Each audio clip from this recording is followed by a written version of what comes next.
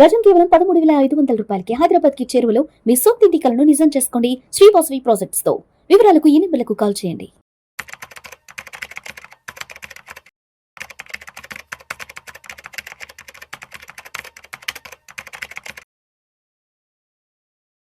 గిరిబాబు గారు నమస్తే సార్. నమస్తే అండి. Welcome to Vishnu talks. Thank you. Giribabu గారు, బంగారం వెండి ధరలు ఎంతలా పెరుగుతున్నాయో ఇవాళ పొరపాటున ఏదైనా న్యూస్ ఏమన్నా చూసారు అసలు? ఇవాళ అసలు లైఫ్ టైమ్ హై మళ్ళీ టచ్ అయిపోయింది. ఈ రోజు నా వాట్సాప్ స్టేటస్ అదే పెట్టాను నేను. So when silver was at $14, ఎవ్వరు ఒక్కరు కొనడానికి లైన్లో లేరు. కానీ ఇవాళ సిల్వర్ $60 అయ్యేప్పటికీ మొత్తం జనాలు క్యూ కడుతున్నారు. పొద్దున్న నుంచి నాకు ఒక 4 కాల్స్, సిల్వర్లో ఇన్వెస్ట్ చేద్దాం, సిల్వర్లో ఈటీఎఫ్లు కొందాం, సిల్వర్లో ఇన్వెస్ట్ చేద్దాం, పెరిగిపోతున్నాయి. నేను ఒకటే చెప్తున్నాను, మీకు ఎప్పుడైనా సరే పరిగెట్టే ట్రైన్ ఎక్కొద్దు, ఫాలింగ్ నైఫ్ క్యాచ్ చేయొద్దు. Right right. సో గిరిబాబు గారు, అయితే ఒక్కసారి అసలు ఇవాళ బంగారం వెండి ధరలు ఏ రేంజ్లో పెరిగిపోయాయి, ఇవాళ ఎంత పెద్ద బ్రేకింగ్ న్యూస్ అయింది ఒకసారి చూద్దాం గిరిబాబు గారు. భారీగా పెరిగిన బంగారం ధర 10 గ్రాముల మేలిమి బంగారం 1,41,000 పై మాటగా వెళ్తుందంట. దేశీయ మార్కెట్లో రోజు రోజుకు బంగారం వెండి ధరలు ఆకాశాన్ని అంటుతున్నాయి. హైదరాబాద్లో బుధవారం 24 క్యారెట్లు మేలిమి 10 గ్రాముల బంగారం ధర 1,41,150 రూపాయలకు చేరుకుంది. అటు వెండి కూడా పరుగులు పెడుతోంది. కేజీ ధర ఏకంగా 2,25,393 రూపాయల వద్ద వెండి కూడా ర్యాలీ తీస్తుంది. ఎందుకు సార్ బంగారం వెండి ధరలు ఈ రేంజ్లో పెరుగుతున్నాయి? మొన్న world gold council chief executive David ఆయన కూడా చెప్పారు, 2026 నాటికి బంగారం దగ్గర దగ్గర 1,90,000 నుంచి 2 లక్షలకు వెళ్ళిపోతుందని చెప్పారు. ఎందుకు ఇంత విపరీతమైన ర్యాలీ వస్తుంది? ఎందుకు దీనికి సంబంధించి ఇంత స్పెక్యులేషన్ నడుస్తుంది విపరీతంగా బంగారం వెండి గురించి అసలు? సో నార్మల్గా ఒక సొసైటీలో ఇన్వెస్టర్స్లో ఎప్పుడు కూడా ఒక రేట్ పైకి వెళ్ళిపోతుందనో, లేకపోతే ఇంకా మనకు దొరకదనో, లేకపోతే ఇంకోటో పెరిగేదాన్ని బాగా పెంచేస్తారు, పడిపోయేదాన్ని అలాగే పడేస్తారు. మీరు కోవిడ్ తర్వాత చూడండి, సెన్సెక్స్ 40,000 నుంచి 20,000 పడిపోయింది. 25,000 సెన్సెక్స్ రాగానే నెమ్మదిగా పోస్ట్ లాక్డౌన్లో ఉన్నప్పుడు మనము అందరం ఖాళీగా ఉండి డబ్బులన్నీ కూడా స్టాక్ మార్కెట్లో లిటరల్లీ చేంజ్ చేయడం మొదలుపెట్టేశాయి. ఆ టైంలో ఇండియా మొత్తం, ఇంకా చెప్పాలంటే ప్రపంచవ్యాప్తంగా అందరూ లాక్ అయిపోయి ఇంట్లో కూర్చున్నారు కదా. కానీ ఏవియేషన్ స్టాక్స్ అంటే విమానాశ్రయం సంబంధించిన షేర్లు, సినిమా ఇండస్ట్రీ షేర్లు, అసలు ఒకటేంటి, ప్రతి ఒక్క కంపెనీ వాళ్లకు బిజినెస్ ఉందా లేదా, లాభం వస్తుందా లేదా సంబంధం లేకుండా విపరీతంగా పెరుగుతూ వెళ్ళిపోయాయి. అంటే ఏంటంటే too much of money chasing two little goods, price will increase. ఇది ఆర్థిక సూత్రం ఇది. అంటే ఎప్పుడైతే చాలా డబ్బులు కొంచెం వస్తువుల్ని చేజ్ చేస్తూ ఉంటాయో అది ధర పెరుగుద్ది. అది అప్పుడు అయిపోయింది.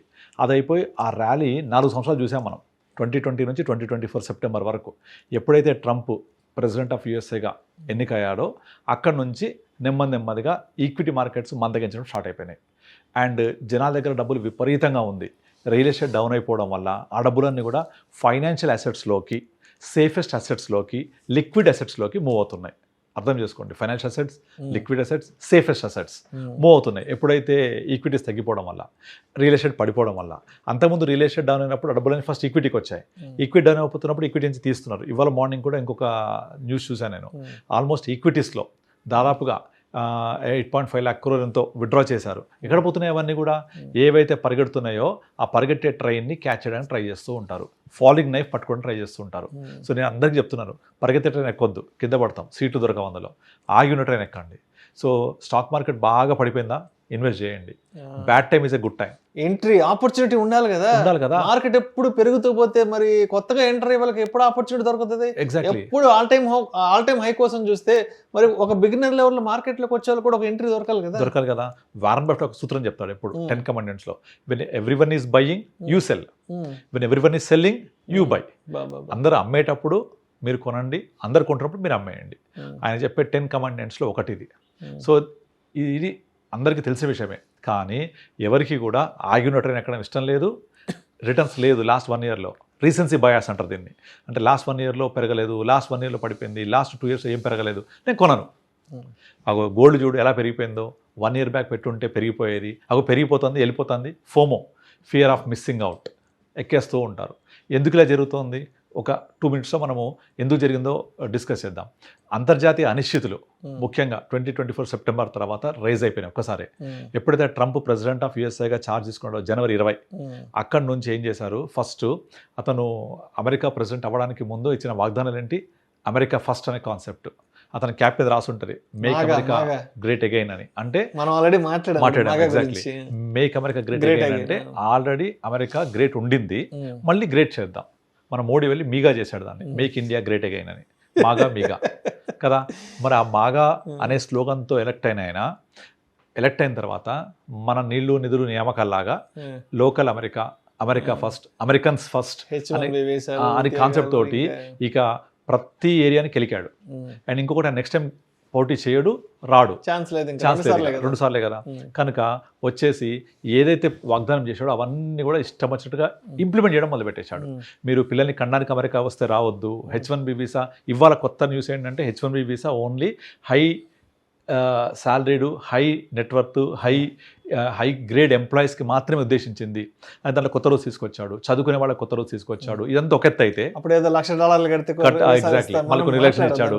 ఇదంతా ఒక ఎత్తు అయితే, రెండో వైపు ఏం చేశాడు, చాలా దేశాలన్నీ కూడా ఏవైతే రష్యా ఉక్రెయిన్ వార్ జరిగిందో, ఆ రష్యా ఉక్రెయిన్ వార్ నడుస్తున్న టైంలో వీళ్ళు ఏం చేశారంటే ఆ రష్యాని ఇబ్బంది పెట్టడం కోసం యూరోప్ అంతా అమెరికాతో కలిసి రష్యాని ఇబ్బంది పెడుతూ వాళ్ళ స్విఫ్ట్ సిస్టమ్ని ఆపేశారు. ఆ స్విఫ్ట్ సిస్టమ్ని ఆపడంతో రష్యా వాళ్ళ యూఎస్డీని యాక్సెస్ చేయలేకపోయింది. రష్యా లాంటి కంట్రీయే యూఎస్డీ యాక్సెస్ చేయలేక ఇబ్బందులు పడుతూ ఉంటే మా చిన్న కంట్రీస్ పరిస్థితి ఏంటి అని ప్రతి ఒక్కళ్ళు కూడా ఆలోచించడం మొదలుపెట్టారు. అప్పుడే డీడాలరైజేషన్ స్టార్ట్ అయింది. డీడాలరైజేషన్, ఆల్టర్నేట్ టు డాలర్కి ప్రత్యామ్నాయంగా ఆలోచనలు వచ్చేసాయి. అది నచ్చలే వాళ్ళకు, ఏంటి మాకు ప్రత్యామ్నాయంగా ఆలోచిస్తారా అని. ఈ డీడాలరైజేషన్కి ఫస్ట్ అండ్ ఫార్మోస్ట్ ఉండేది సేఫెస్ట్ అవెన్యూ ఈస్ గోల్డ్. అందుకే మీరు కనుక హిస్టరీ చూస్తే 2013 నుంచే చైనా వాళ్ళ దేశంలో అడ్వర్టైజ్మెంట్ చేయడం మొదలుపెట్టింది. అందరూ గోల్డ్ కొనుక్కుంటూ ఉండండి, మీ యొక్క సేఫెస్ట్ ఇన్వెస్ట్మెంట్ లాగా ఉంటుంది, మీకు బాగుంటుందని అక్కడ ఉన్న ప్రజల్ని ఎంకరేజ్ చేయడం మొదలుపెట్టింది చైనా. మీరు చూడండి మీడియాలో ఉంటుంది. 13లో అంటే 12 సంవత్సరాల క్రితమే చెప్పింది, అలర్ట్ చేయడం మొదలుపెట్టింది. అలాంటి చైనా 2020 తర్వాత ఎప్పుడైతే ప్రపంచమంతా చైనాని ఏకాకి చేయడం మొదలుపెట్టారో ఈ వైరస్ గురించి, ఇక చైనా ఇదంతా డీడాలరైజేషన్లో ఫస్ట్ ఫ్రంట్ స్టెప్ తీసుకున్నారు వాళ్ళు. ఇక గోల్డ్ని విపరీతంగా కొనుక్కుంటూ పోవడం మొదలుపెట్టారు. అయితే వాళ్ళు కొనమే, అమ్మడం జరగదు, ఎప్పుడు జరుగుద్ది తెలియదు. సో ఎప్పుడైతే కోవిడ్ టైంలో లిమిటెడ్ నెంబర్ ఆఫ్ స్టాక్స్ అని అందరూ నాకు కావాలని చేస్తే ధరలు పెరిగాయో, అదేవిధంగా అందరు గోల్డ్ అన్ని కంట్రీస్ చైనా మేజర్ పార్టిసిపేషన్ తోటి కొంటూ పోతూ ఉంటే గోల్డ్ సప్లై ఎప్పుడు కాన్స్టెంట్గా ఉంటుంది, విపరీతంగా దొరకదు మనకు. ఎప్పుడైతే సప్లై కాన్స్టెంట్ ఉంటుందో, అందరు కావాలని చేస్తారో, ఆటోమేటిక్గా ప్రైస్ ఏమవుతుంది, పెరిగిపోతుంది. టమాటాలు విపరీతంగా వచ్చే మార్కెట్లో ₹1 కిలో, టమాటాలు దొరకట్లేదు, ₹100 కిలో, సింపుల్. గోల్డ్ దొరకట్లేదు, అందరు కొనేస్తున్నారు, ధర షూటప్ అయిపోతూ ఉంటుంది. అందుకనే గత 100 ఏళ్ల హిస్టరీలో ఇలా 1 ఇయర్లో డబల్ అవ్వడం ఫస్ట్ టైం చూస్తున్నాం. ఇది మళ్ళీ రిపీట్ అయిద్దా అంటే చెప్పలేం, ఆగి కిందికి వస్తారా తెలియదు. కనుక ఇలాగే పెరుగుద్దా అంటే పెద్ద క్వశ్చన్ మార్కు. కనుక దీన్ని మనం చూస్తూ వెయిట్ చేయడమే తప్ప దీన్ని మనం కొనేసి దాన్ని క్యాష్ చేసుకుందాము అంటే చేతులు కాలుతాయి. కానీ నాకు గనక ఇన్వెస్ట్మెంట్ చేస్తే రిటర్న్స్ రావాలి అనుకుంటే ఈక్విటీ మార్కెట్ చాలా డౌన్లో ఉంది ఇప్పుడు, lot of opportunities available there. కళ్ళు మూసుకొని ఈక్విటీ మార్కెట్ ఇన్వెస్ట్ చేయండి. ఇన్వెస్ట్ చేస్తే కోవిడ్ తర్వాత మళ్ళీ అలాంటి ఆపర్చునిటీ ఇప్పుడు కనపడుతుంది క్లియర్గా. Next 3 years India's growth story, India's economy, India Viksit Bharat 2040 చూడబోతున్నాం.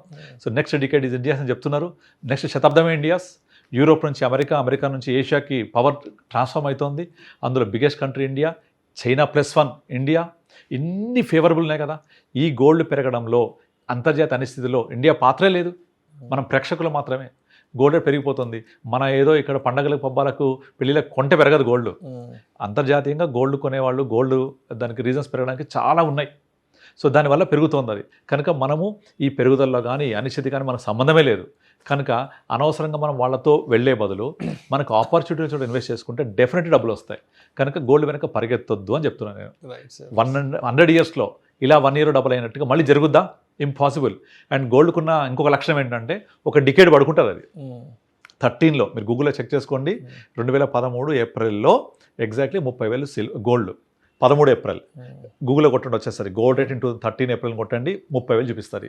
గోల్డ్ రేట్ ఇన్ 2024 ఏప్రిల్ కొట్టండి 60,000 చూపిస్తుంది.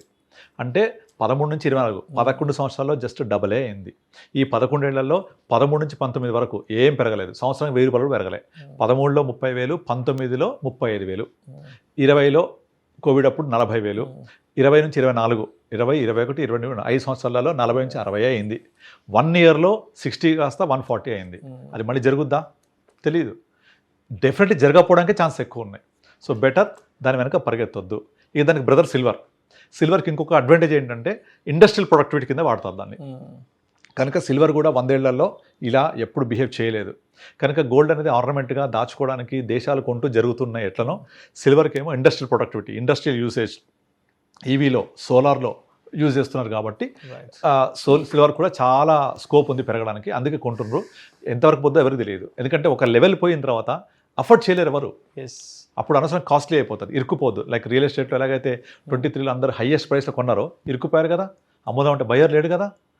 3 సంవత్సరాలు అయింది అమ్ముదామంటే ఎక్కడ ల్యాండ్ సేల్ అవ్వట్లేదు, బయ్యర్ లేడు, ప్రైస్ హైక్ అయిపోయింది. తక్కువ ప్రైస్కి నువ్వు అమ్మవు, ఆ ప్రైస్లో కొనేవాళ్ళు దొరు. సేమ్ పరిస్థితి గోల్డ్ కూడా అవుతుంది, లేదు సిల్వర్ కూడా అవుతుంది. Better wait and watch. కావాలంటే కన్జంప్షన్ కోసం అయితే కొనుక్కోండి. ఇంట్లో పళ్ళెం చేసుకుంటా, దేవుడి ప్రతిమ కావాలంటే సిల్వర్ కొనుక్కోండి. మెడలో వేసుకుంటాను పెళ్ళిళ్ళ కంటే కొనుక్కోండి. కానీ ఇన్వెస్ట్మెంట్ కోసం మాత్రం డెఫినెట్లీ ఆలోచించాల్సిన టైం. అస్సలు ఎంటర్ అవ్వద్దు. ఇప్పుడు మ్యాక్సిమం ఎంటర్ అయితే సిప్ రూపంలో సిల్వర్లో ETF చేయొచ్చు అంతే. Thank you sir, thank you so much. Thank you అండి.